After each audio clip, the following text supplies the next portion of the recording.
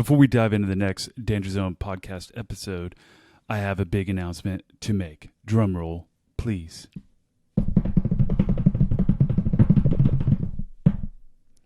I'm launching a website. That's right. I'm super excited about it. I hope you get excited. There's going to be spots on there for those of you who want to sponsor or be supporters of the podcast. For those of you who are asking about the merchandise, it's going to be on there. You're going to be able to purchase it to your little heart's desire. I've been putting a lot of work into this thing. I'm super stoked on it. I hope you are. I will be announcing the launch soon, so follow me at Daniel the Barbarian. I will let you know when it goes live. Now, to this podcast. I have the pleasure of sitting down with a good friend of mine and a musician, Padre Paul Handelman. You can find him at padrepaulmusic.com. You can follow him on Twitter, Instagram, Facebook at Padre Paul Handelman. He also has music streaming on Spotify, iTunes, Amazon, and YouTube. Check it out.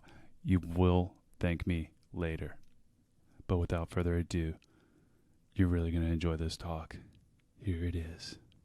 5, 4, 3, 2, 1. Give me some of that white light.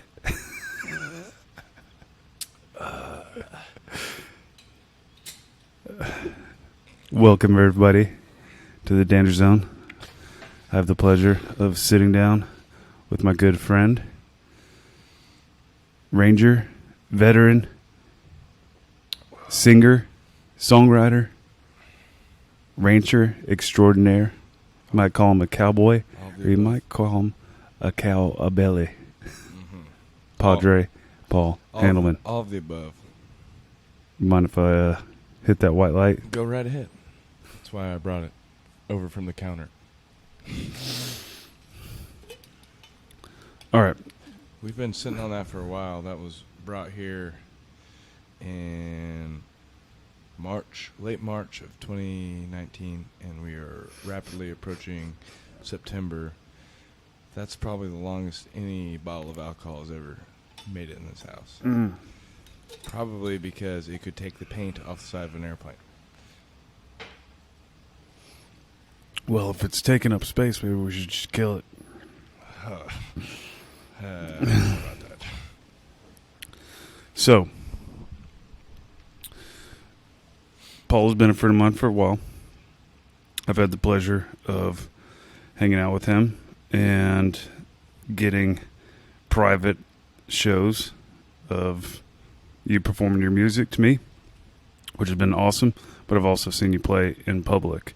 And I wanted to kind of dive right into a couple questions I had for you, which is, one, we were talking about how you'd mentioned earlier that you've played over 1,000 gigs and that some stand out way more than others. So I wanted to ask you about some of those gigs that really stood out, like what about it made it that way, and then also just get into what those feelings are like being in that performer role while you're up there. I like it. Where do you want to start? Best show ever. Best show ever. Oh, we're going to jump right into it. Best show ever, I feel like, is incredibly difficult to define just because... Can you point the mic a little more at your face? Like right here? Yeah, there you go. So best show ever, I find it kind of difficult to define just because there's been a couple times where just the way the audience is, whether it's the way the audience is or the people that are there or the environment or place that I'm in, it's all a culmination every time of those things that make the shows what they are. So although you may have a whole bunch of people at one show, or you might be in a place you really love for another show, they're all a little bit different, but the way those things combine make them out to be the best shows. there's a couple that come to mind. One is I went back to Washington recently to play a gig over the summer. It was a few gigs, but two were back-to-back gigs at a friend's brewery that he owns, and they were for a going-away party and a beer release party. Those were the two events we did back-to-back nights for. And it wasn't that there were a whole bunch of people there, but the people that were there were incredibly special to me, and the environment we were in was very special to me, and the fact that I was going back to kind of where I got my start in music. All those things made it rank up there with easily being one of the best shows I've ever played. It was a going away party for a guy I'd served in the military with, and when I got out of the military, I was in Washington where the show was that I went back to play. So going back to where my music got its start, playing at a venue that is owned by one of my closest friends, for some of my closest friends who'd seen me go through some really hard times in my life, and all at the same time doing it for a guy who was super important in my life for his going away party. All those things just made it one of the best shows I've ever played. And I remember the first night we played, it was for another buddy's beer release that he did. Who was also a guy I worked with. But we got really tuned up that night, and I remember struggling the next day, and the next show being worrying it was going to be a little bit of a long show. But as soon as I saw what it was for and we started playing, we played 4 hours straight without a break, and it was one of the most adrenaline pumping highs I've ever had, and it was such an awesome experience. And it just kind of went to show, like, you don't need a ton of people in the audience, and it doesn't have to be like a sold out crowd. If you're playing for the right reasons, those shows are always going to be super important. And then so there's that side of the spectrum, and then the other side of the spectrum, I got to play a few weeks ago in Kentucky, kind of in the home of a bunch of my heroes, and I got to open a show for some people that are really important to me, and important to what I love about music, and that was a sold-out show. There's 450, 500 people packed against the stage, and I remember standing up on the stage, and I looked out, and I didn't think it'd be full, but it was, and they were just kind of looking at me like, who's this out-of-towner coming to Kentucky where music is so important to us, thinking he's going to perform. And I'm sure they weren't thinking that, but that's what I'm thinking. And they're so incredibly kind there that they just want to hear good music. And I remember kind of glancing over at my banjo player, just kind of thinking, we're going to destroy this, because I am so excited right now. I felt all my bones in my body shaking, and I was so excited to get playing. And I just remember we hit those first few notes, and I started hammering on the kick drum, and you could feel the walls and the floor of that place shaking. And that's the other end of the spectrum, where you've got that sold-out crowd who are there to listen to music and appreciate it and hear the stories, and it really kind of brings it full circle to one of my favorite shows is I play where I got my start in music to a small crowd of people that really love me and appreciate where I've come from and what I'm doing. And then the other end of the spectrum is I can play a show to a sold-out crowd who doesn't know me, but they can hear those stories, and it just kind of shows that progression and that full circle. Dude, that's awesome. Bones shaking. Literally. Like, the only other time I felt like that, and I think I might have told you, I've told a couple of people, but the only other time I felt that just incredible adrenaline pump, just total absolute focus, is when I would be getting ready to do anything in the military that was related to anything we were doing overseas for the short time I spent over there. And it was just a absolute utter focus, sheer adrenaline pump. Nothing else mattered, totally in the zone. And I just was, I've always been a guy who's been like, I don't want to talk about it, just let me show you. I always let my actions speak louder than my words. And I knew I didn't need to tell anybody what I was going to play, how I was going to play it. I just wanted to let those first notes ring out and get into the music, and I knew I could bring people along for the ride, and that's what it was about. And then I was jacked the whole time, and it was just absolutely an unbelievable experience. I was going to ask you what you're going to compare it, if you could compare it to anything, but you just did. That's like, the only thing I could yeah. even come close to equating it to. It's just I've never, and you know that focus you feel because you've been in that position before, where you've trained and you understand everything, but you have to be turned on and switched on, and it's a different kind of focus in a little bit of a sense because you're not worried about the crazy aspects that can go on overseas, but it's the same type of testosterone boosted, just total sharp focus, utterly high levels of performance, and it translates in a way that I didn't think it would until I was up there and I kind of felt that sensation, and I was like, wow, I haven't felt this in a while, and that's the only thing I can think that it feels like. Yeah, if I'm hearing you correctly, it's being able, it's hitting on so many different levels is why it's such an elevated experiences, especially in the two examples you gave, is when you're not only doing something but like something you feel your purpose in, or like for me being in, if I think of like when I had a feeling like you described, would be in those moments of ultimate rush, total focus, and it was like everything was aligning for me in like what I wanted to do. I'm doing it, and I'm there like performing on the highest like consequences and everything, and it's just like everything's coming together and it feels amazing. Like it's a lot of people always ask the question like, why do you do it? Why is it important to you? And at that moment in time, like when it's all happening and when it's all rushing in, you really feel like I don't need to really truly understand why I'm doing it. Like this feeling that I have going on right now, this is it. This is why I do it. There's no other feeling like this. So why do you do it as far as music? Like what? Let's go back and dial in from the beginning a little bit, or not the beginning, but where did you start with music? You said you came full circle going back to Washington. I had played music a lot growing up, and then it kind of curtailed as I got into the military and went to college. And I honestly don't hardly remember even touching a guitar for the 5 to 6 years I was in the military. And once I started getting back into it, it was for reasons that kind of surrounded just my transition out of the Army, all the things I was dealing with. I didn't have a great transition out of the Army. I had, we'll just cover it because I did one other podcast and I had one rule with him at the beginning. I was like, if you want to talk about it, we'll talk about the beginning, then we'll be done with it.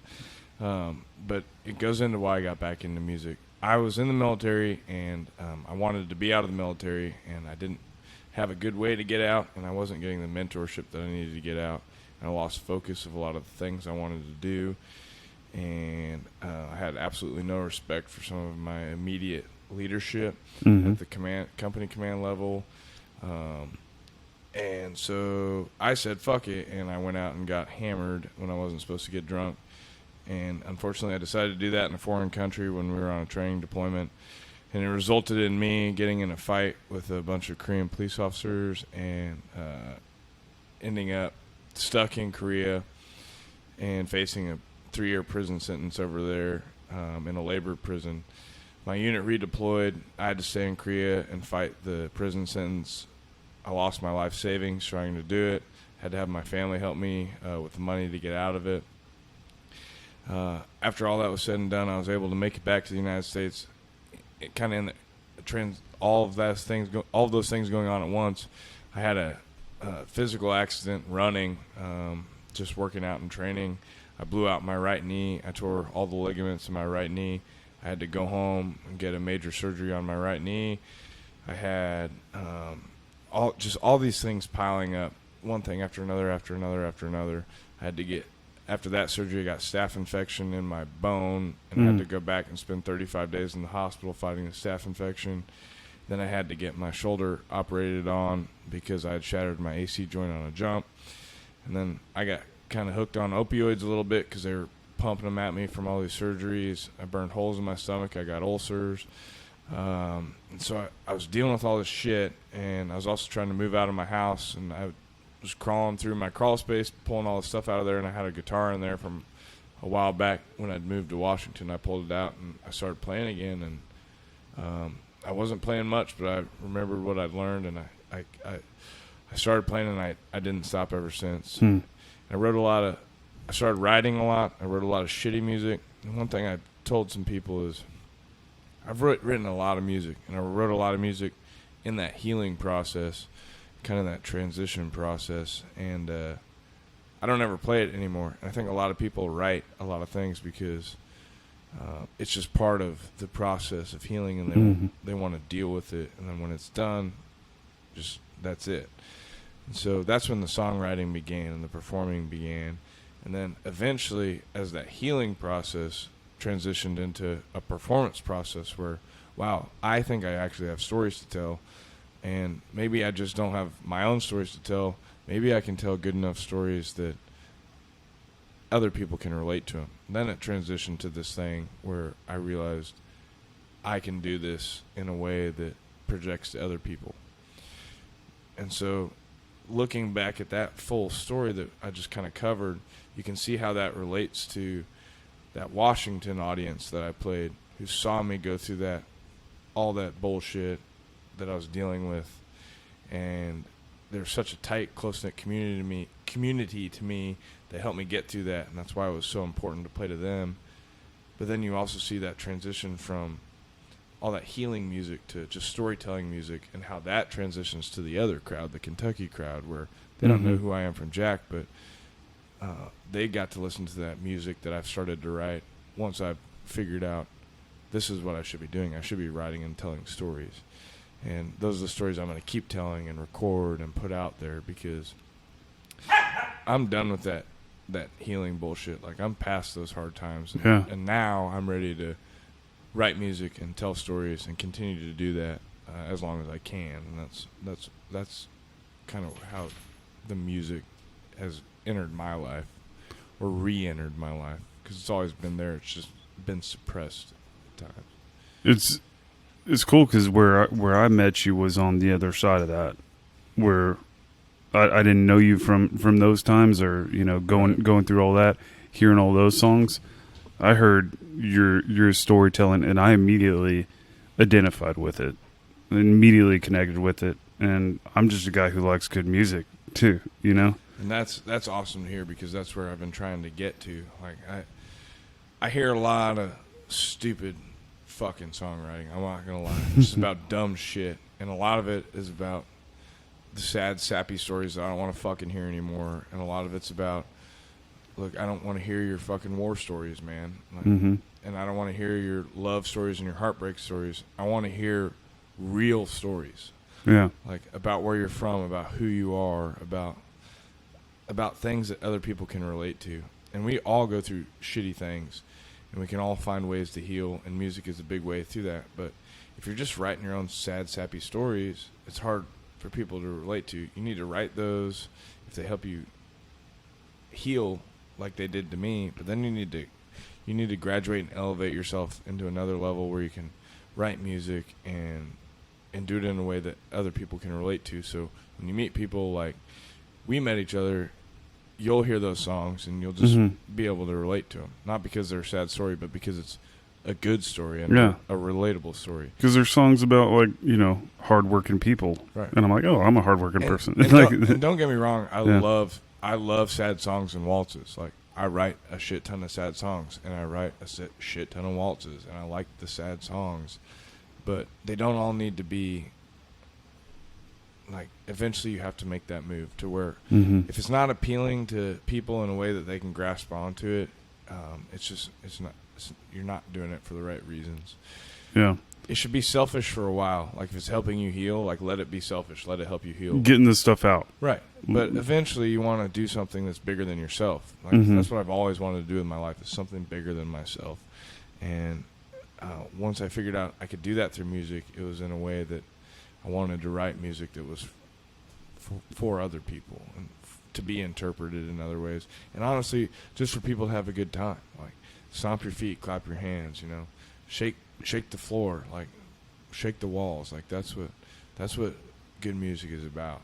People dancing, people having a good time, and driving in their car, belting it out at the top of their lungs. That's me. Just good driving music. That's almost all my music. I kind of, if I'm having a hard time writing, like I'll close my eyes and just pick. I've been across the country so many times. I've been to so many parts of this world and this earth and seen so much shit. Like I just close my eyes and kind of picture in nature and just talking about everything to do with all the parts of this world that so many people neglect to see, that never get out there and see.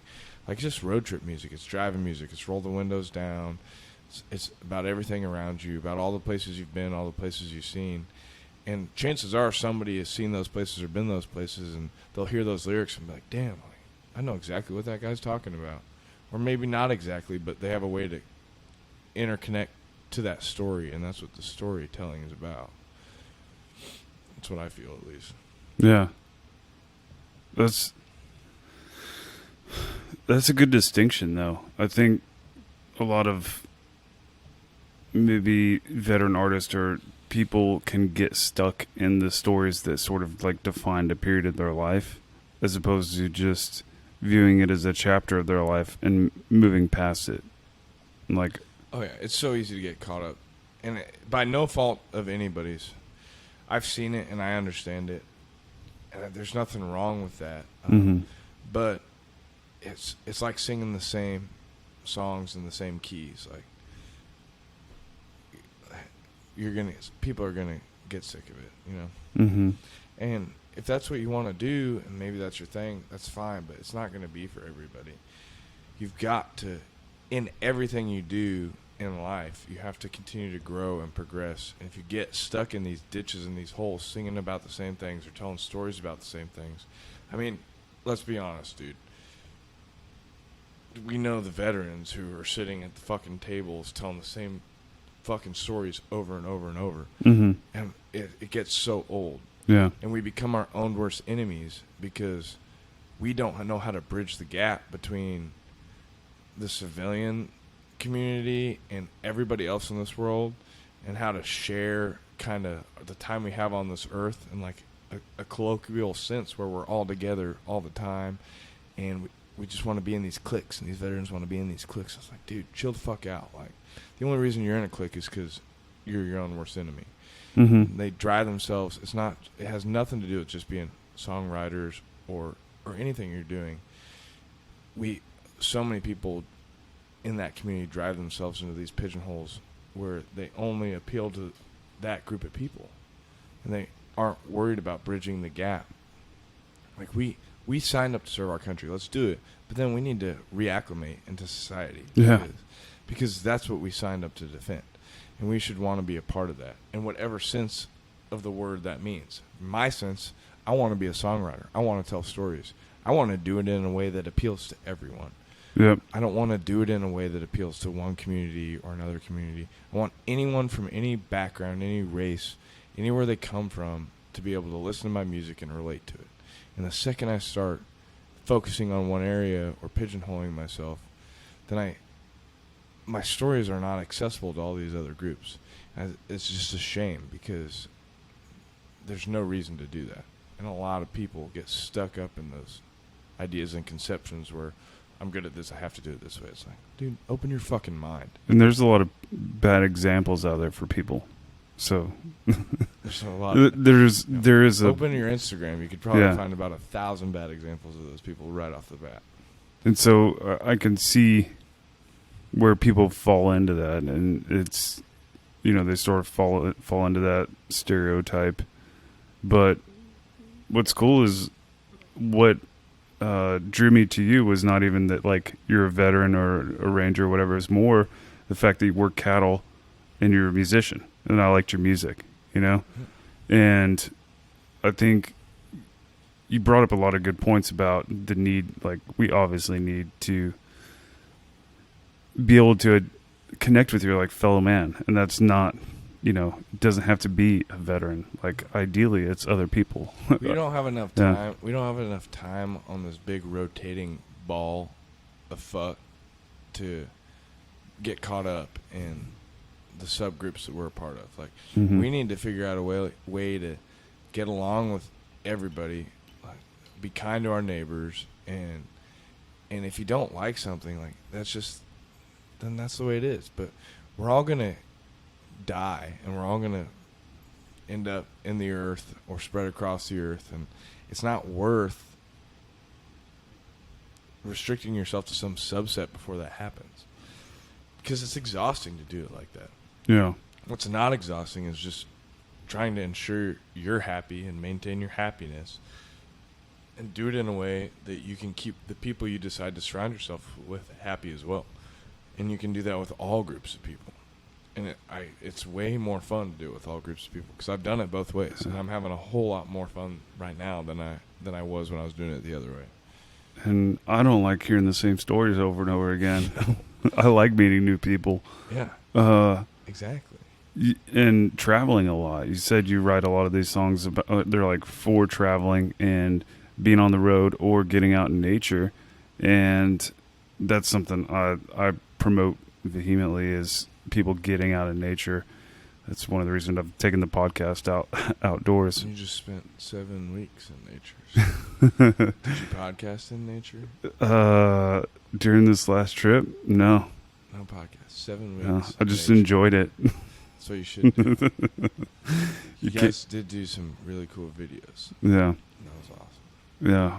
But yeah, sometimes it's not about writing the song or recording the podcast. Sometimes it's about just enjoying some of those things you decide to like immerse yourself in. Yeah, So if like you store those, they'll resurface like Mhm. when they're supposed to. Like, a lot of the songs I've written recently are about things that happened I don't even know how long ago. yeah. And that's you have to be, everything you do in your life, you have to be a sponge. If you're out there and you're not being a sponge, then you're just repelling all the good things that could be coming. Yeah. Open. Yeah. Be open to If you're receive. open Yeah. and you're a sponge and you're absorbing all that, you might not know when that might resurface or how it might manifest in the things you want to do with your life. But if you're just shut off and you're not willing to accept it and absorb those things in, then you'll never know Yeah. the benefit of it was, whether it's travel or whatever it is. I like to call it in and outs too, though. Like sometimes, What are you talking about over there? like what you're taking in, what you're putting out, Okay. and so Input and output. input and output. That's actually what Got it. you know it better, and I know it Call myself. them in and outs. Yeah, We're in Texas. Those are burgers. they're better in California. Input and output is it's good to stay open and take in everything, but if you're taking in too much of the same shit, I can't take in much more of this fucking moonshine. we gotta kill that, dude. I won't make it to the room. Uh, All right, I It's- interrupted. Inputs and outputs. yeah, is managing input and output. So, whereas like, I agree with what you're saying as far as like being open to receiving, right? A lot, just being open-minded in general helps you out. I think be a more well-rounded person. It's going to give you those opportunities to connect with people that weren't from your previous background and keep you like locked in those sort of circle jerks or whatever. I don't, No, that's exactly correct. but also like thinking about like watching the news all the time or something, like that's an input that I'm taking in that can like also have sort of get me caught up in a negative mindset or just focus kind of on the wrong things, or maybe I'm drowning out a message that I could be receiving from something else if I'm just taking in too much of one thing. You got to be Yeah. I said you got to be a sponge, but you got to be a filter too. Mm-hmm. You know, you got to be able to. You have to be willing to. I get up at most mornings and, well, I like to have background noise, so I'll turn on something.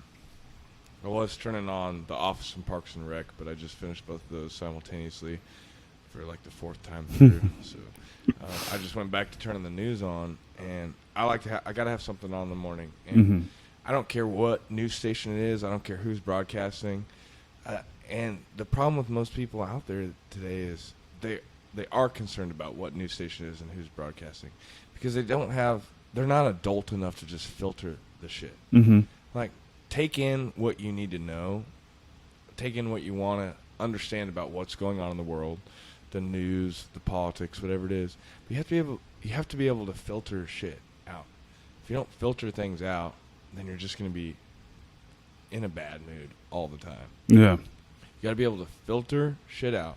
But you want to be a sponge. So absorb it, filter it, and then live your life. Yeah. If your sponge is fucked up or your filter's fucked up, you're going to be pissed off. And don't forget your output. Don't forget your Don't output. forget, like, putting shit out from you into the world. And I'm not going to sit here and act like mine's not fucked up. Like, you spent the last week here, like, I've got a short fuse. I can get fired up over dumb shit, but you have to be conscious of it. It's the people that aren't conscious of it, you're just like, dude, come on. And you see those people all the time, and they just aren't conscious of it, or they act like it's not happening. It's like, come on, dude. Like, you need to just cool it. Yeah, cool your jets, bro. Yeah. And I know when I get fired up and stuff, but it's usually over things that I can control. And I just can't believe how fired up people get over the shit they can't control. Yeah. It makes absolutely no sense to me. Yeah. We watched that documentary last night. That shit blew my mind. Like, we watched a documentary on, well, which one? The Hail Satan. Hail Satan one? Yeah. Is that the name of it? Hail Satan? Question mark. It's a good documentary. It's a great documentary. If you can go into it with an open mind, depending on who you are. You have to have a filter. Yeah. You should be able to go do it with an open mind. But it's funny how they're trolling the shit out of people. Yeah, it's hilarious. All these, it's just, people just need to get along. Yeah. It doesn't matter what background you're from, what your religious affiliation is, what credo you live by. Like, at the end of the day, whatever that foundation is that you reside in, whether it be Christianity, Catholicism, Buddhism, atheism, Satanism, any of them, all of these things, their groundwork and their foundation is treat each other in an equal way. Yeah.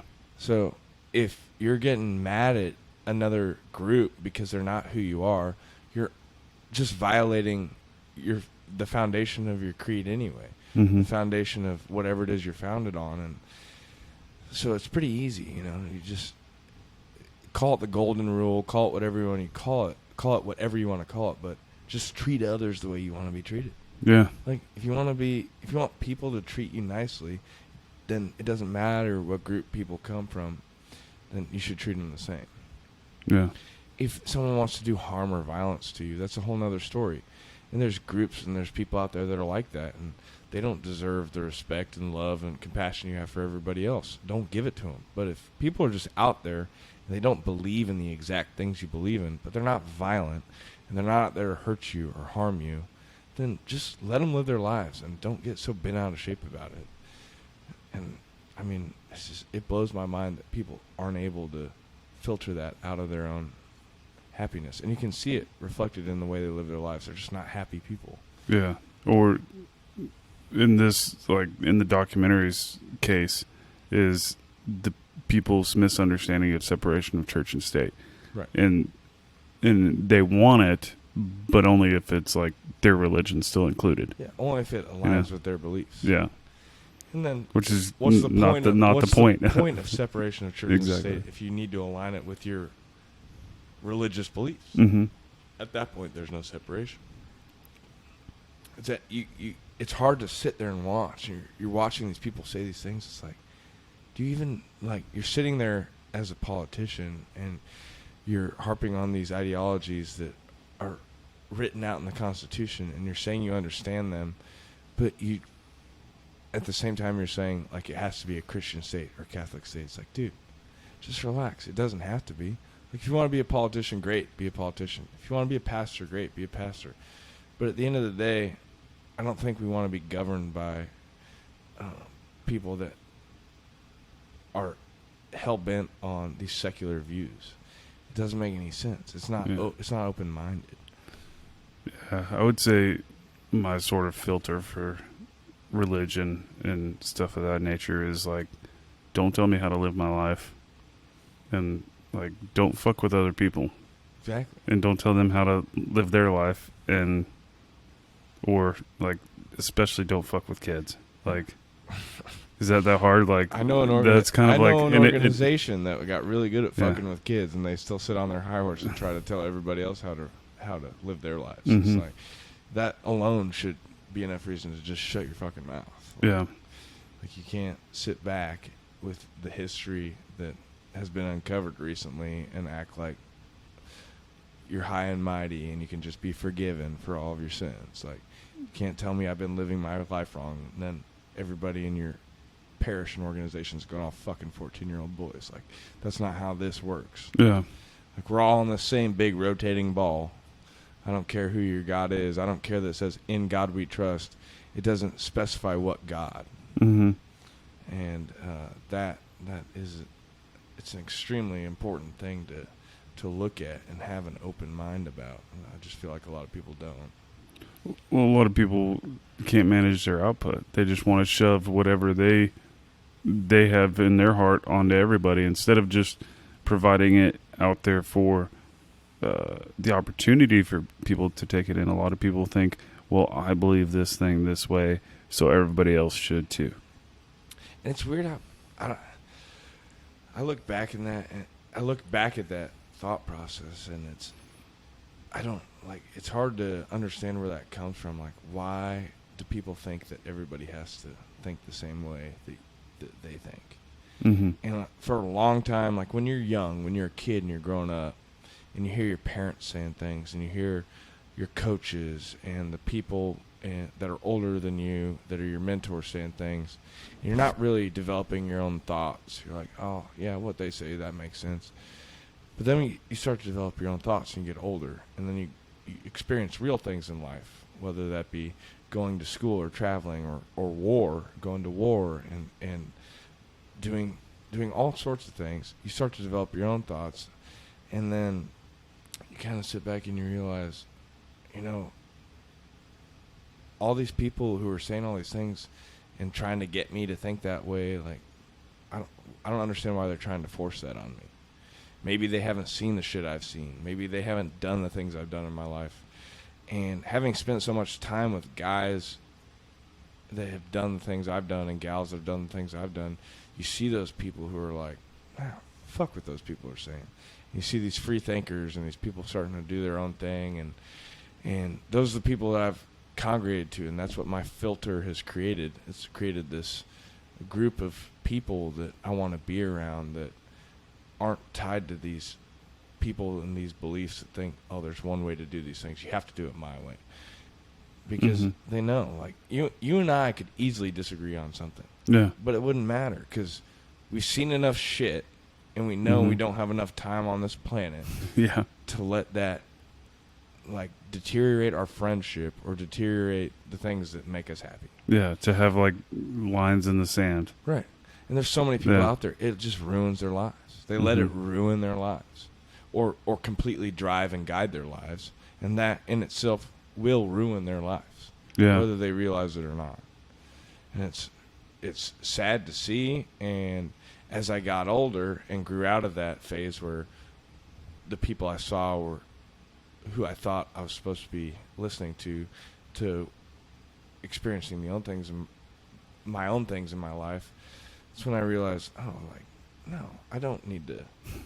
If you think that's that way, that's fine, but it's not. Yeah. Stop trying to force it on me, man. Mm-hmm. And I mean, maybe that's where I got my anti-government, anti-authoritative, anti-everything mentality. But I spent a lot of fucking time in my life having people tell me the way I need to fucking do things, and it made me extremely unhappy.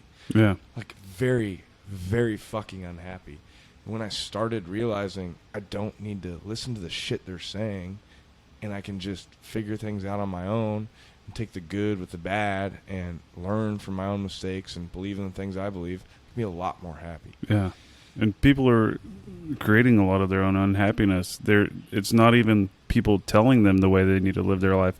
They're looking at other people's lives and saying, my life needs to be like that, and then creating the unhappiness that way. Oh, yeah. As opposed to just being like, people do that all the time. Looking inside is difficult. It takes work.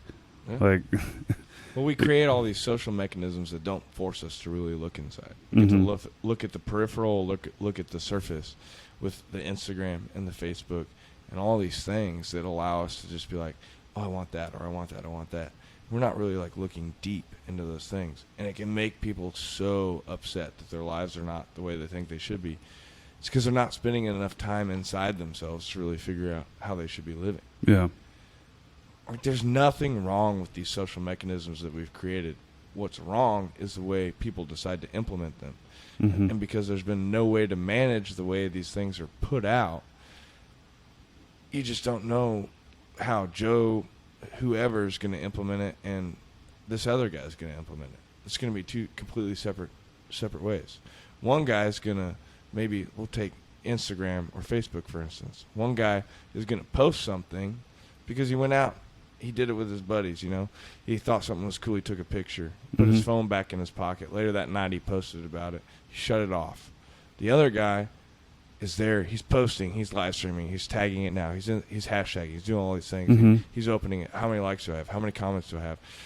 What's going on with this? What's going on with that? And there's no way. I mean, there's no mechanisms put in place to help the way people are going to interpret those things. So you've got these people doing these things in very different ways, and it's a super complicated mechanism that we have to deal with. But yeah, when you see those, you see how people let themselves get so unhappy with that. You just want to like grab them and be like, look, dude, just if you want to post something, take a picture, post it, put your fucking phone away, and then just go back to living. Yeah. Like that's one of the things that drives me most nuts, and I know a lot of fans of music that I have are the same way. People with their phones out the whole fucking time at shows and concerts. I have no problem with it. I also love certain music, and I love bands. I'll turn my phone on, I'll take a video, I'll put the shit back in my pocket. Yeah. Later on, I'll pull it back out. I might post about it. But if I see something I like, I'll take a quick video and put it away. But I want to experience as much of it as I can. And honestly, I spend a lot of time by myself ranching, and when I don't have friends around, like you visiting or other people around, I spend a lot of time on social media, like communicating with the people that I don't have right in front of me. But what I notice when I have people come visit, or I spend time with other people, or I go to places where my friends are, my phone dies, or I don't have connectivity, I don't have internet. I don't care. Yeah, no, it doesn't matter. It doesn't matter at all. And that's so much more important for happiness and the way you live your life, and we're just getting so far away from it. Yeah, I like doing a lot of social experiments with that. Yeah. So, like, going when I'm traveling around or in public places is refusing to take my phone out of my pocket for anything. If it vibrates or anything, I leave it in there, and I just choose to hang out in the space I'm in, which is weird because I can be completely surrounded by people and yet be completely alone in that situation because everybody's plugged into their phones. Right. And I've seen it in airports where I'm hanging out like at my gate, and I can look around and not see a single person that isn't totally engulfed in their phone. And if somebody looks up, they see me doing yoga or stretching before I get in a flight, and they look at me like I'm a crazy person. Yep. Like I'm the crazy person that's stretching out before I'm sitting for several hours. You know what's funny? If you posted about it and you did it like in the right way with the right filter and the right hashtag, like everybody would think it was so fucking cool. But if they don't, but when they see it like happening in real life, they're like, oh, what's this fucking weirdo doing? Yeah. Because they don't realize like all that shit they're seeing is just like surface bullshit. It's just fucking fake. And you can just see it happen when people get uncomfortable with being confronted with something that's happening different than everybody on their phones. All of a sudden now they're confronted with, why is this person making eye contact with me that like is not on their phone? Why are they not on their phone? And that, you know, and then they quickly retreat back to their safe space of like. It's really fun to just stare at people. Yeah. Yeah. Or just being okay with silence. You know, I always do. My phone, 100% of the time, and this makes a lot of people mad, is on Do Not Disturb. Once I figured out the Do Not Disturb option, I fucking always had that shit on Do Not Disturb. And then when I go to sleep at night, I put it on airplane mode. Yeah. And you know, the only thing it sucks for is when you lose your phone and you want somebody to call you, because it doesn't fucking ring. However, I did find out, and my boss found out, unfortunately, if you call back to back twice immediately, that phone will ring. So I always had my phone on Do Not Disturb because I just like to deal with messages and calls on my own time. I didn't like to have to respond to any of that shit. And then all of a sudden my phone starts ringing on Do Not Disturb. I'm like, how the hell is it ringing? And I always looked, and it'd be my boss, and he'd be calling me 2 times in a row. And that's when I switched to airplane mode, and I would just go straight to airplane mode. And nobody could fucking get to touch me. Yeah. I'd turn that shit back on. I'd have like fucking 15 missed calls from my boss and all these other messages. And then it's like overwhelming. You don't even want to deal with it. Yeah. I remember times we'd go hiking in the backcountry when I still lived in Washington. You just don't have service. You don't have connectivity. And the most stressful part about it is like once you get service and you hear that beep, beep, beep, beep, beep, beep, and they just start pouring in. And you're like, fuck, dude. Yeah. Such a double-edged sword. Like there's so many positive aspects to it, but there's so many stressful aspects to it too. Like how do I deal with it? How do I manage all this shit? That's what I've challenged myself to sort of find that commonality in that message. That's sort of what I've chosen to explore and share with as far as my story, like you're talking about earlier, is finding something that everybody can get down on and not just like, hey, I went to war and fucking whooped it on in combat. Right. Like how many people can identify with that? Not a lot. It's and even if a lot could, do you just want to identify with those people? I feel like my voice is far beyond what my military experience was. Like that was such a small chapter in your military who I am. Experience gave you a stronger voice to appeal to other people. Yeah. Because you've seen shit and you've lived a life that other people haven't. So why not like project that in ways that other people can relate to? Yeah. But that's the stuff I like to explore, is where we're at in this technological disruption that we're living in, like the Industrial Revolution, but with technology, and how it's drastically changing the way us as humans live life on this earth. Like that's something you can talk to pretty much anybody about. Yeah. The AI freaks me out, man. Yeah. The AI freaks you out? Yeah, I know your brother, you should tell, I don't know how much your viewers know about your brother, but yeah, I can't talk about it a lot, no. It's just crazy, man. Yeah. All this AI stuff that's being developed and all these crazy things. It's super wild. It's a ball game that I don't even really understand. Yeah, I was going to ask you about that. Is well, not about like, oh, why don't you not understand? I was actually going to go more into like living, doing the job you do, like working cattle. Like you said you're like out here a lot on your own, you know, and really in tune to the nature side of things, because you're raising animals. Right. And so when you want to talk about like the Basamwinya, like circle of life, like you're tied into that very intimately, like in a very intimate way when you're cattle ranching. Right. So yeah, you're on like the opposite side of the spectrum of somebody who like sits on his computer and programs all day and like AI algorithms, you know? Yeah, it's strange. I think the strangest thing about it is the question I get all the time is like, how did you get into ranching? Like, you didn't have any experience, and I didn't. But it didn't matter. Like, I had a willingness to learn, and I was a sponge, like we talked about earlier, and I absorbed all that shit, and I figured it out. And it didn't. There was no. I don't know what it is. I don't know. I just don't have these preconceived mental blocks where it's like I'm doing something that's different from what other people are doing. Like, I'm just out here ranching, and I'm working cattle. I'm giving it all the cattle annual injections. I'm deworming them twice a year. I'm giving them all their respiratory, their black leg, all their eight-way, all their stuff that they need to stay healthy.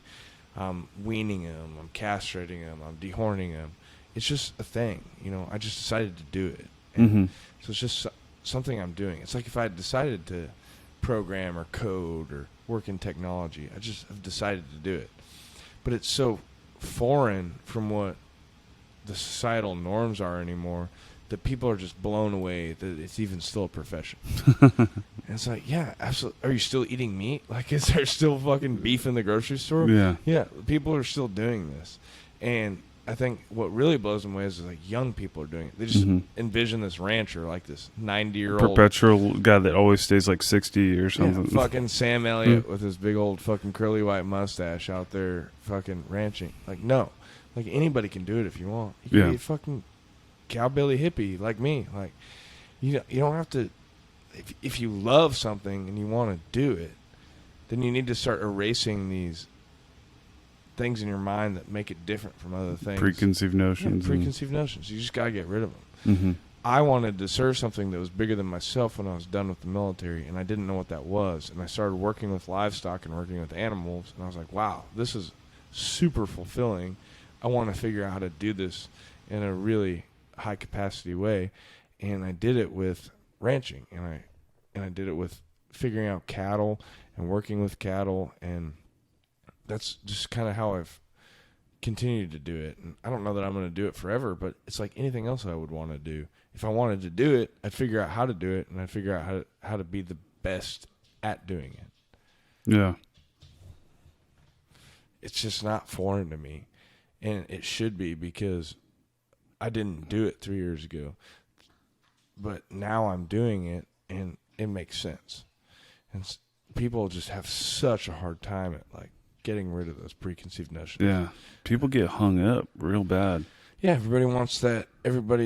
Well, it's our own fucking fault. It's society's own fault. Like, go to school, get your education, go get your 4-year degree, get a job, work the 9 to 5, build the white picket fence, start your family, live every day of your slave life for your 2-week-a-year vacation, start your 401k, retire at 60, and die. Yeah. Go golf in the meantime. Like, why do you want to live your life like that? Because somebody told you that's the way you're supposed to do it? Like, there's no reason you need to live your life that way. No. Or if there's something that's going to get you out of that world, a lot of people line up all the reasons why they can't do it, right? Like you're talking about yes, there's young people. It's that idea. Like, people have that Sam Elliott when it comes to ranching. Like, well, I don't have all the stuff that makes me Sam Elliott, so I can't be a rancher. Like, replace that with what they really want to do in their lives. They're putting this invisible dragon up there that's keeping them from doing it. And really all they need to do is like do some research, figure out what you need to start, and then just do it. Like, the hardest part is taking the step. Like, you gotta do it. And realizing that you're not going to have all your ducks in a row. Like, I don't know if I've ever had any ducks in a row. Got to work that gray area. It's just, somebody said something a while ago. I don't remember. I've been trying to think what it was from. It may have been a podcast. I don't remember where I heard it, but they said we all have a certain amount of time on this earth. We have to figure out, we're all selling our time. So how do you want to sell your time? So you've got all these people that are selling their time to these businesses they work for. And they're working ungodly amount of hours in a cubicle all week to sell the time that they have for 2 weeks a year to go paid vacation. If you think about it, go to the Bahamas or go to Florida and have all-inclusive resort for 2 weeks, then go back. All the stress you have built up from that year, and you're supposed to be able to do other stuff outside of supporting that business within that 2 weeks, and not just recover from the stress you've put on your life from being like unfulfilled and I don't know. It's wild to me. Like, I think maybe it's because, having a profession like we had, or I don't know what it is. You have a little bit of an idea where like it can all end like that. Mm-hmm. And maybe if people don't realize like how quickly it can all be over and it can all be done, and that's the end of everything, Mm-hmm.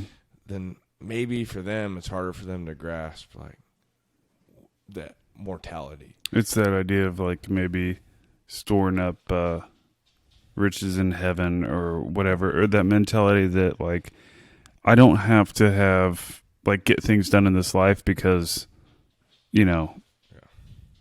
if I just be a good person, work for this corporation, then after death it's going to be way better. Right. But really, in reality, could you imagine living your whole life trying to get ready for your next life? Like, what the fuck, dude? mm-hmm. You've got this. Look at who knows why the fuck we're here. Mm-hmm. Like, you can read me some shit out of an Old Testament or a New Testament. Who really knows why the fuck we're here? And who knows, like, I do. No, I'm just kidding. Here, let me light up this cigar, and then I'll tell you why. Light up that cigar that I can't smoke, and tell me why we're here, and how long we're gonna be here, and like what it is we're supposed to get out of being here. Like, if you're trying to answer all of those questions by doing it in a way that gets you ready for your next shot that you don't even necessarily know you're gonna get, like, how is that possibly a good way to live? Like, you've been given this life on this earth with these people around you. Why are you so focused on what might come next? Like, just why don't you maximize your happiness in this space and time? Yeah. So many people are worried about, like... But do you ever get the reverse side of that? Like, you feel like... You're talking about, like, the Jehovah's Witnesses that show up at my house and ask me if I've had Jesus Christ my Lord and Savior? Because they will never make it down the gravel road.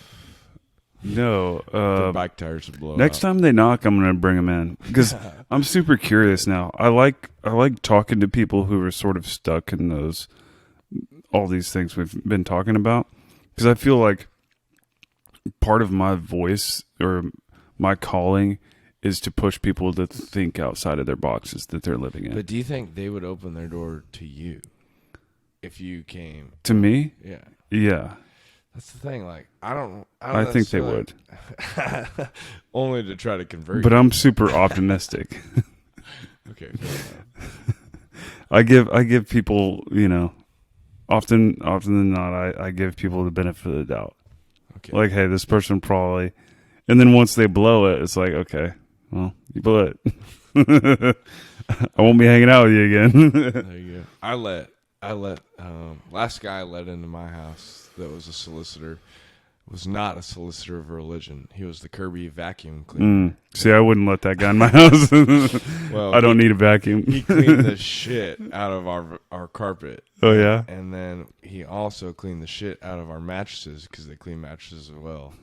And we had him convinced we were going to buy a vacuum. We did not buy that vacuum. But all of our carpets were clean as shit. That's awesome. If I could get a little more of that, yeah. If they, like, offered services. Yeah. I just don't know that. Like, we'll install new gutters Yeah. and see how it looks. That's the thing. If you don't like it, you don't have to pay for it, but we'll leave them there. The Witnesses aren't offering me anything that's really redeemable. Like, I feel like, I guess conversation. I guess if you're an optimist, they're offering you good conversation. Is Jehovah's Witnesses the Mormon? Or is it... No. Mormon? Mormon is the missionaries, right? Yes. Yeah. Okay. We can't dive too deep in this hole because I'll fuck it up. Have you seen this new show? It's on Amazon. It's about space exploration. No, but if you want to start talking about the religion you're going to create, I'm on board for that. Oh, the one I'm making? Yes. Okay. And I'll also be a founding member with You'll be a deacon? Yes. I'm already an elder. An elder. Elder. I like elder. I do need somebody to start performing marriages under the the licensure from the Well, from the religion. We've got to figure out if my license is good in space. Well, apparently they couldn't charge that astronaut with any crime because she was at the International Space Station. That's right. Don't know if people have heard, but the latest drama from NASA is space. this female astronaut was looking at her partner's bank account information from the International Space Station. And they're like trying to charge her, but then they're like, oh, wait, laws don't apply at space. In space. Yeah, so it's literally the new Wild West is space. It's the new frontier. If I can get the first marriage in space, that'd be huge for my resume. Yeah. So we should remember. So last time I was here and we hung out, and I recommended you listen to The Power of the Myth. Yep. And you did. I did. Yeah. And you enjoyed it, didn't you? I did, and when I realized it was on Netflix, I wish I'd done it completely differently. Yeah. But I will probably rewatch it on Netflix to watch the interview. But I listened to it because I had a whole bunch of fields to till because we were turning over soil for some new crops, and I listened to that shit straight. And that is where it's at. It's good. Yeah. What's the guy's name for people if they want to look at it? Bill Moyer was the guy who interviewed him. Joseph Campbell. Joseph Campbell. And it's on, just look up The Power of the Myth. It's on Netflix, for God's sakes. Yep. Yeah, it came out right after I told you about it, too. But I actually found out that from a guy at when I was sailing out in Seattle. Just a new thing for me, sailing. He's just, it's just like the epitome of everything we've been talking about. Just like his open-mindedness, all of it. Yeah. Really trying to just figure out, like, what's our purpose? Yeah. Why are we here? And even more, if you're a male, I'm not discriminating against females or males, but if you're a male, kind of looking into like that warrior mentality, like why are we the way we are? Why do we feel like we have to go and fight wars and save the damsel in distress? Like, why do we have to feel the importance of shamans in culture and how we've kind of gotten away from that? Yeah. Whereas, I identify with that role too, which is probably why we're leading to me talking about me starting religion, but probably. Well, which I haven't really told anybody about publicly. Oh, well, we can hold off on that, but it's coming, so stay tuned. Stay tuned to the Danger Zone sometime in the next. Let us know in the comments if I should run for office, political office, or should I go smoking your cigar. Should I go the other route and start my own religion? I know what I'm voting for, but we'll wait for the comments to roll in. Yeah. So back to The Power of the Myth and how it ties into sort of how I see things is he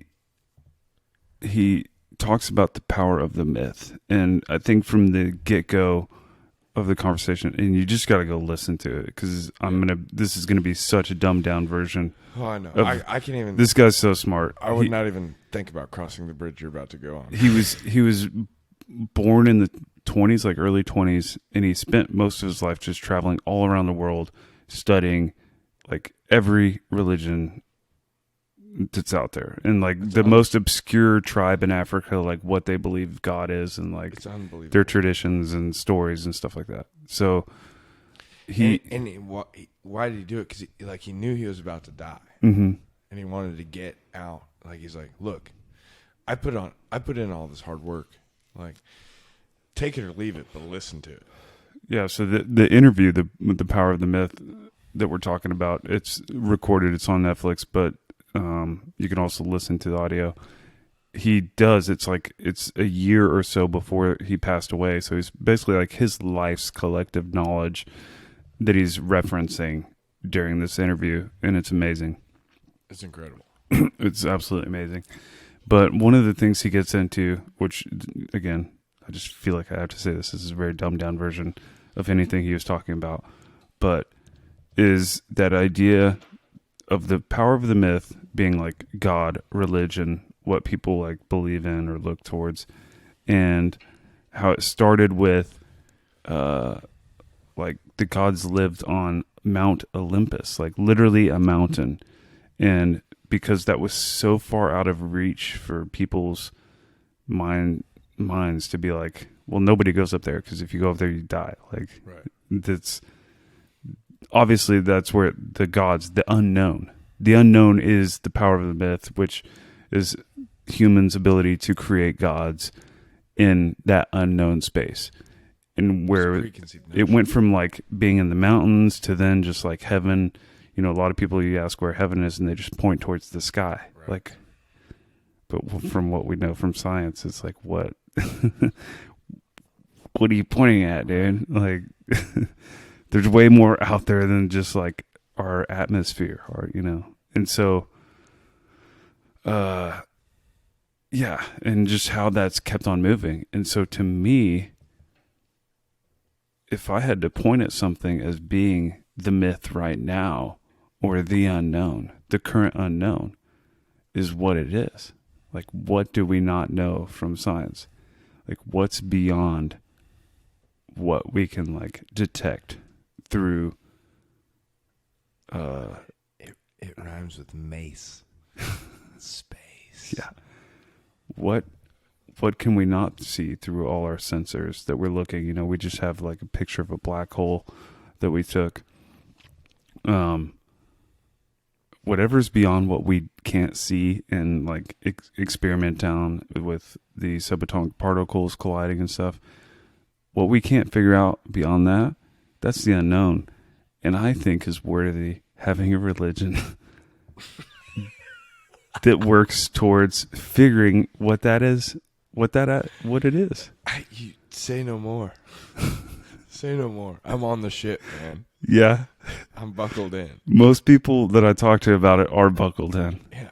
I could, yeah. Because I give you a whole crew. We can go next week. Yeah.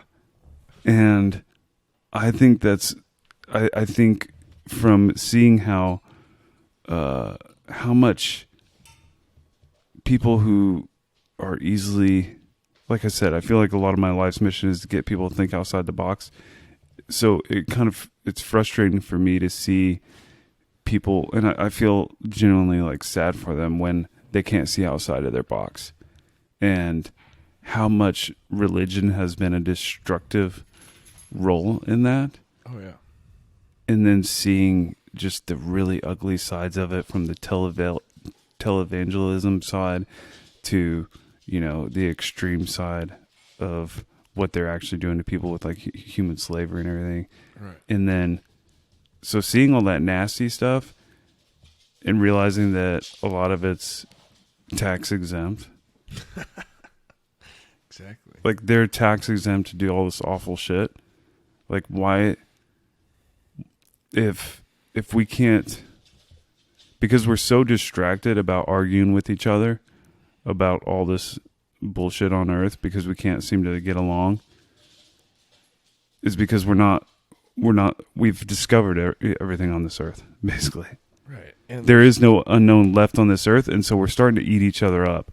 And that's where you're seeing a lot of ugly side of us not being able to deal with this technological disruption very well. Okay. Like, we're not doing a good job with it. No, we're not at all. And it's kind of put this mental block in us for looking to the next step, and that's what you're kind of getting at, is that next unknown, that myth is.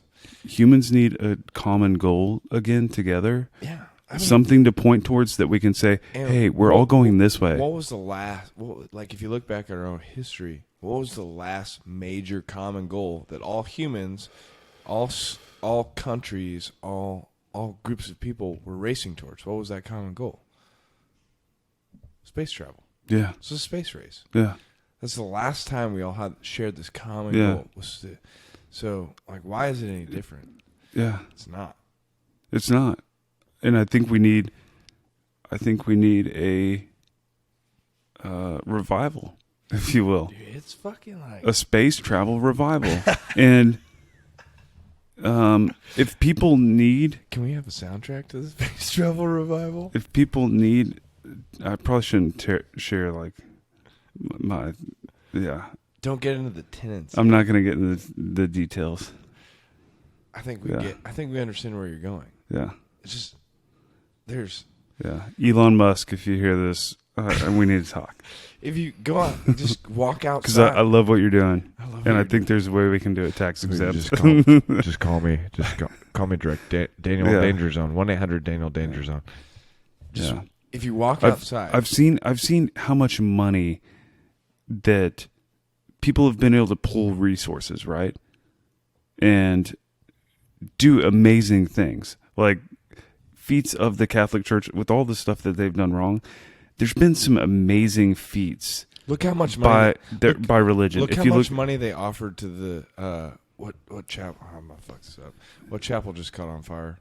Oh, Notre Dame. Notre Dame. Yeah. When that caught on fire, how many millions of dollars were pumped into that? Yeah. Like just as soon as it caught on fire, like all the funding. And yet we like just to get happily to their afterlife that they don't know exists. Why not explore? Exactly.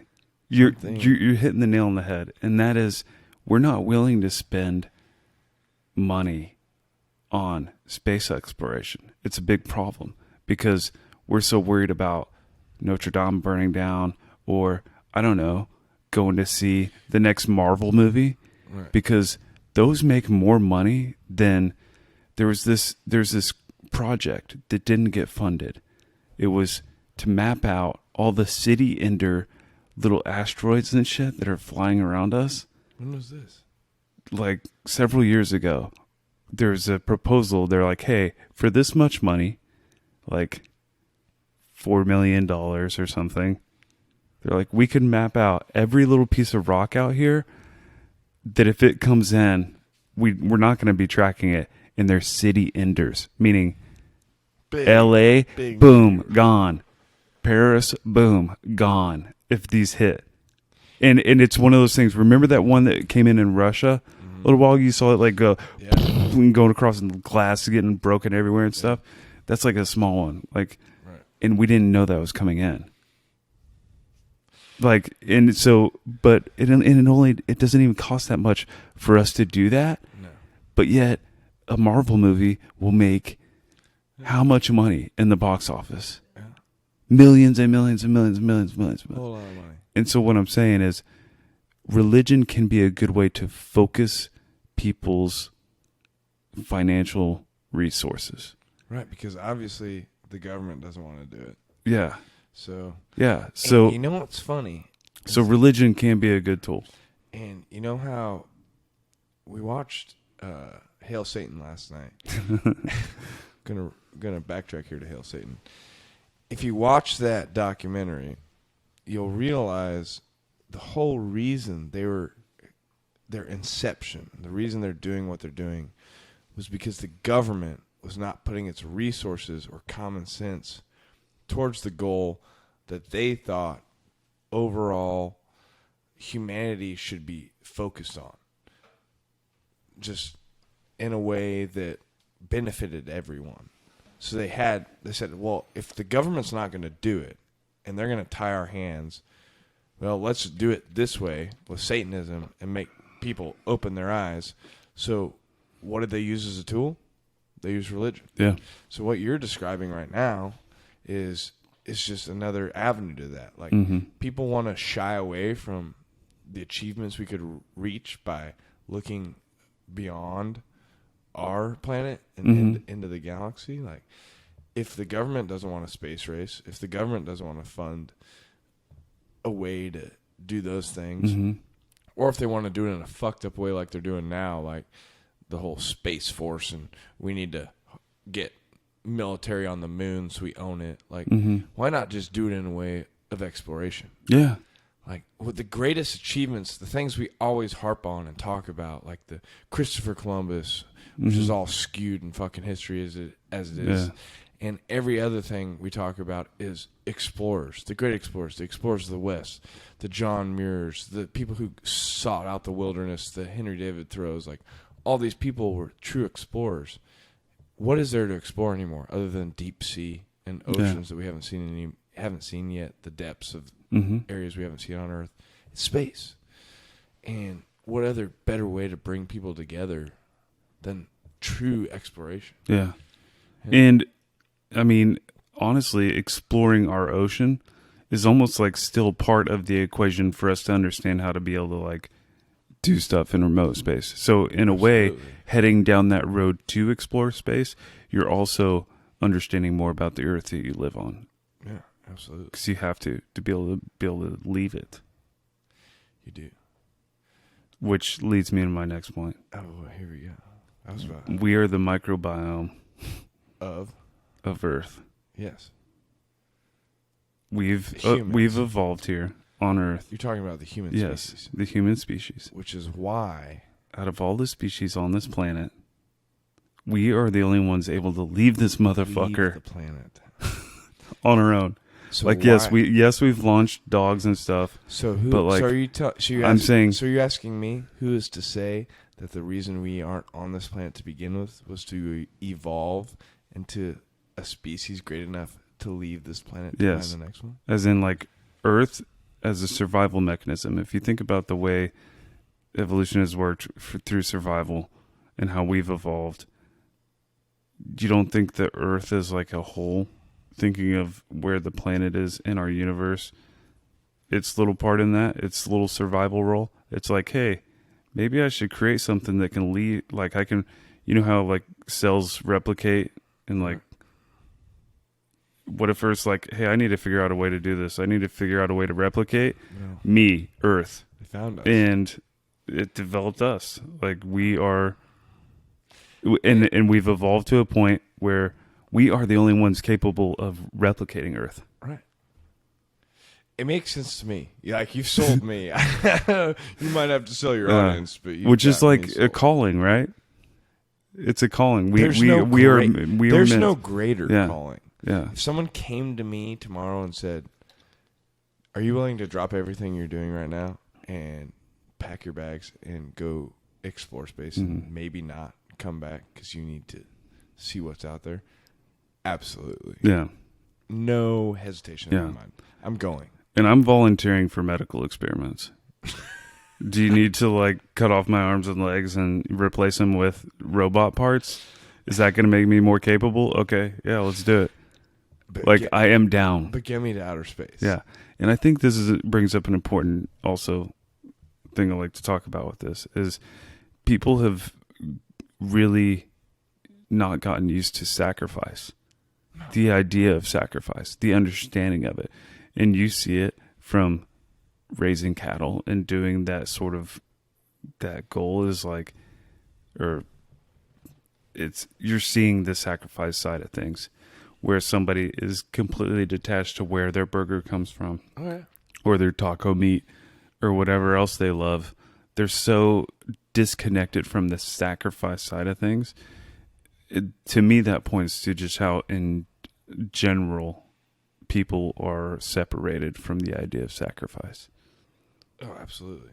But that's just that. Boy, like it all comes full circle because it just comes back to like our inability as a society to function within these things we've created, like the technological advances we've made. Like we're able to distance ourselves. We can get into these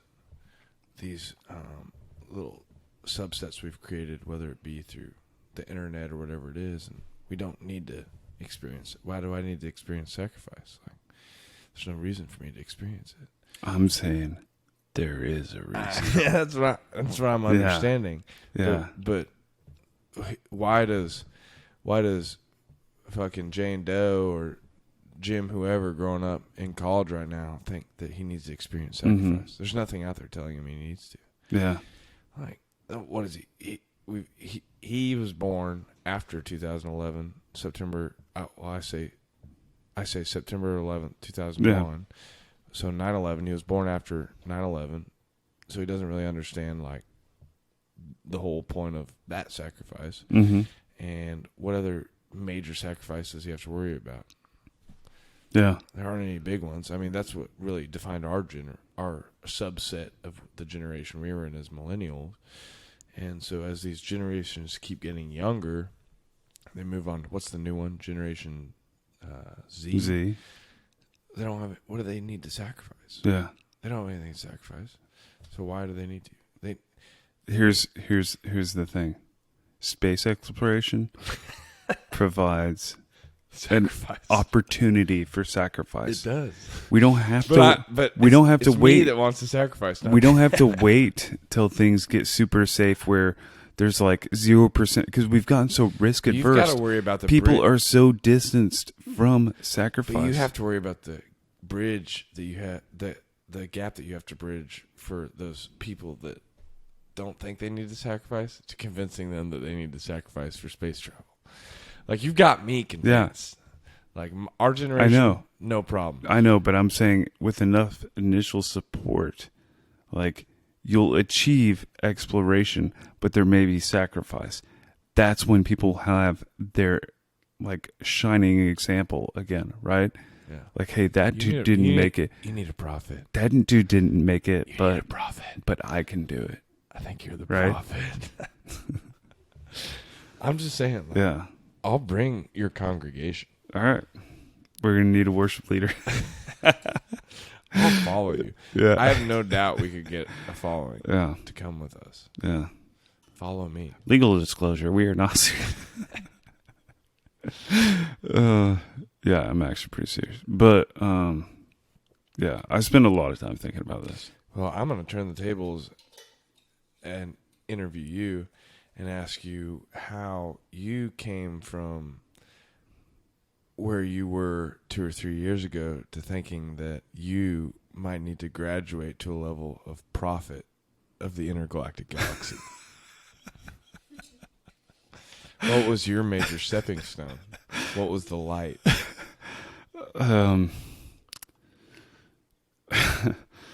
Funny you asked that. Probably psychedelics. Oh, okay. Now it makes total sense. Yeah. So you must be referring to the dimensions in your brain and your head that you were able to trigger. Yeah. That you previously had not been able to. Yeah. I was living inside a box. Pretty hardcore. I think most people do live inside of a box. Yeah. And you know what's crazy? Is I think we all have the capability to reach outside of that box to physical portions and anatomical portions of our body and our brains that we should be able to activate, that are there but are lying dormant. So why not turn those on and see what they show? Yeah. Because, I mean... Yeah. Why not? It's just a higher form of evolution as far as I'm concerned. I think it points to, you know, the idea of self-discovery too. Like, who are you? Yeah. Who are you? What are you in this whole deal? And it might have you realize you're not that much inside of this deal. Yeah.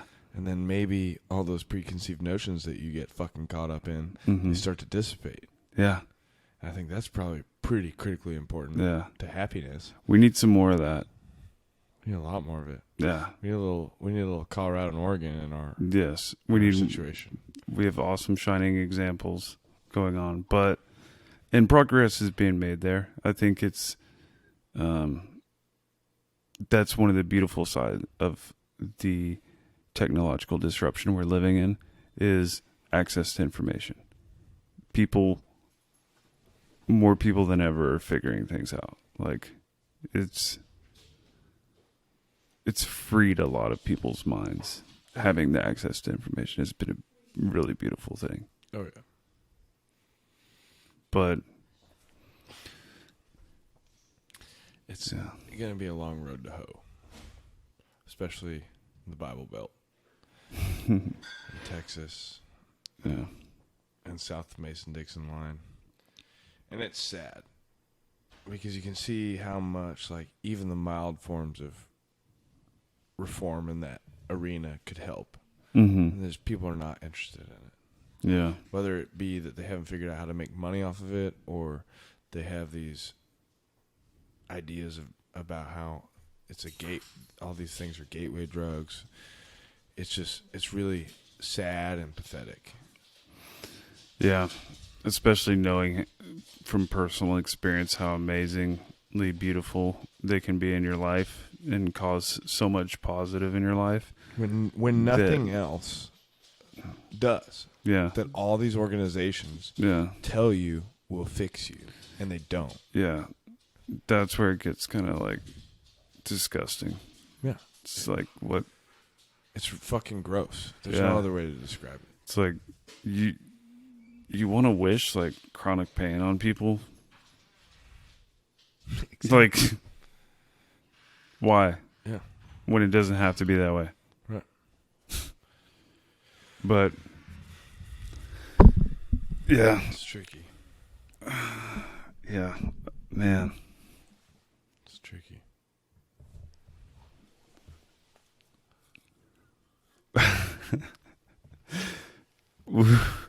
We've been around the world. We've been all over the world. Yeah. Man, it's been good though. You know, you think about where we started. We talked about telling stories, and music, and we started with music, which is where I wanted to start because that's what I'm really passionate about. But music is storytelling, and all these things we're doing is storytelling, and all these things we do as artists is telling a story. Podcasting is storytelling in its greatest form. I remember I heard somewhere like everybody that dies is an unwritten encyclopedia.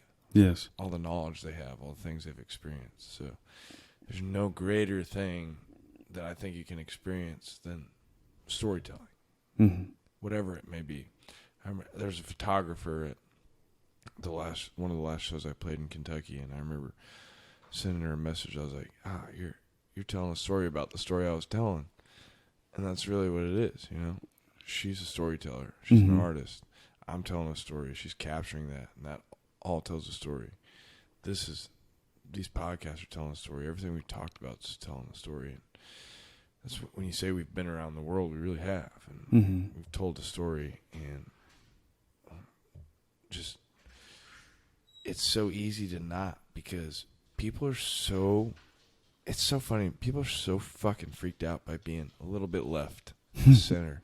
You know, a little bit artsy, a little bit different. Yeah. A little bit fucked up, you know, and they're so scared to live like that. But that's where that fire lies, to tell those stories. And you don't have to. Like, you can sit back and be like Joe Cool, like, oh, those guys are just faggots. It's like, no, man, you're just fucking insecure about yourself. You know? Yeah.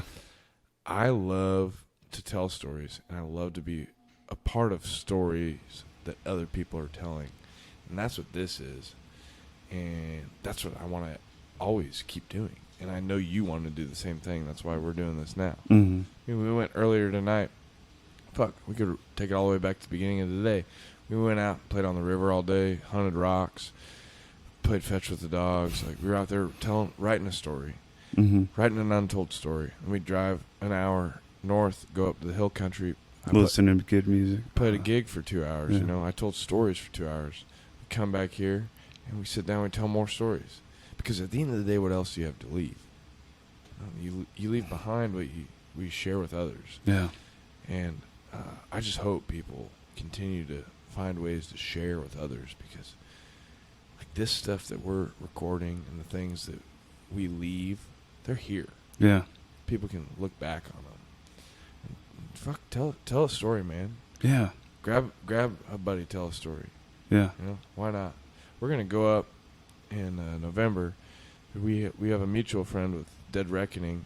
They're a publishing conglomerate. They do a podcast. Yeah. And they put together a great book of poems. You want to talk a little bit about it? Yeah, it's so I know some of the guys who put the thing together. I've podcasted with David Rose before. He's a veteran author. Right. And then I've met Leo Jenkins, and Tyler was the guy I worked with. Yep. The podcaster Dead Reckoning. Yeah. And so they decided they had gone to do poetry reading tour. There was like 3 veteran poets, and they were traveling around and doing live readings of their poetry. And so they would have a open mic for veterans to read their poetry if they showed up. And it was a big hit. And they're like, we should get poetry together from the current veteran group and put a book together. So from like War on Terror veterans. Yeah. Bunch of guys Yeah. that would would never want to reach into that artistic side. Yeah. Decided, hey, I want to tell stories. Mm-hmm. Yeah. So I submitted two poems, and they both got accepted and got published in it, and so did a bunch of other ones, and they were awesome. Yeah, we're going to go up in November. They're going to do a poetry reading up in North Texas, in Denton. They're going to do a reading, and then we're going to perform some music up there. We're going to tell stories. It's going to be a big storytelling event. Yeah. That's just what it boils down to. It's awesome. And storytelling is just a sexy way of saying, have a fucking conversation. Yeah. You know, have a goddamn conversation with your neighbor. And don't have it be about fucking politics. Put your real self out there. Yeah. And don't be afraid to, because, and that's what I come down to is with the voice. Like, everybody has a voice, and your experience is so unique from everybody else's, and so why not share that with the collective humanity, so we can all learn from it and move on. Be yourself, be genuine, share your voice in whatever way you can find to do that. I can't think of a better thing to say. Yeah. What he said. Dude, it's been awesome having you on the podcast. I'm so glad. This is like, I was hoping it would go a crazy direction, and it did. It went all the directions. I'm glad it did. It was a damn good time. Yeah, because it needed to do just what it needed to do. We got to do it again. Yeah, for sure. And we will. Yep. All right, cool. Let's wrap this one up. Let's do it. All right. Cheers, hey, brother. check Paul Handelman out. Do it. Padre Paul online. Padre Paul, just Google it. You're gonna thank me later. Instagram, Spotify, Amazon, all that Listen stuff. to his music. And see if you identify with him. I promise I've got more music coming soon. It's a grind. But I promise if you follow the journey, it'll be worth it. We've got really good music coming soon, and I cannot wait. I cannot wait to get it out to you. Yeah. So stay tuned. Thank you, Dan. Love you, brother. Thank you, Paul. Love you too.